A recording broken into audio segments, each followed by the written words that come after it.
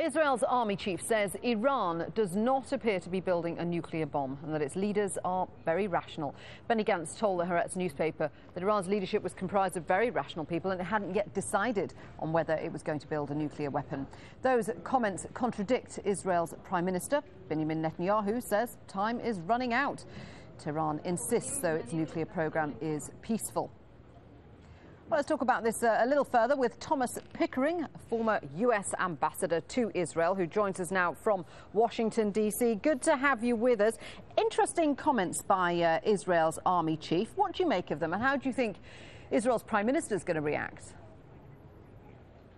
Well, I think first, Israeli senior military figures don't often speak out this way.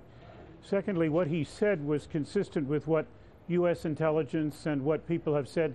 Israel intelligence agrees that the Iranians have not yet made a decision, and indeed it's uncertain as to whether they will make a decision, but that remains open. It does seem, and General GANTZ said this, that they seem to be putting themselves in a position perhaps to make such a decision. He did say he thought they were rational, and that's something that perhaps the Israelis haven't been as forceful in echoing as perhaps General GANTZ has, and that certainly, in my view, will put him crossways with the Prime Minister. Yeah, in fact, if you look at how Benjamin Netanyahu portrays Iran, it's fair to say he portrays it as an irrational country.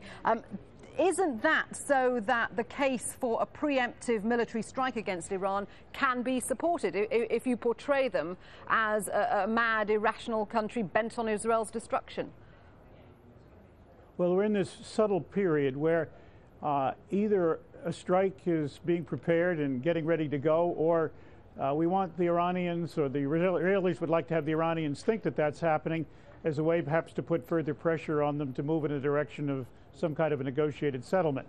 In any event, it's uncertain. It's very clear the Israelis believe that time is running out for them with respect to where the Iranian program is going, and have a different deadline, if you could put it that way, than perhaps the United States has with its very considerable and much larger military capacity. But I have to be very clear. President Obama has said that while all options are on the table, he's been very careful to say that it would be only in the case when it's very clear Iran is going for a nuclear weapon, and we think there are plenty of telltale indicators about that the United States would be prepared to consider all those options, whatever that might mean. I was interested to hear that the U.S.'s top military officer, General Dempsey, also said that he believed Iran was a rational actor. So there does seem to be an unwillingness, certainly at military levels, to launch a strike on Israel, even if that is in the stages of being planned.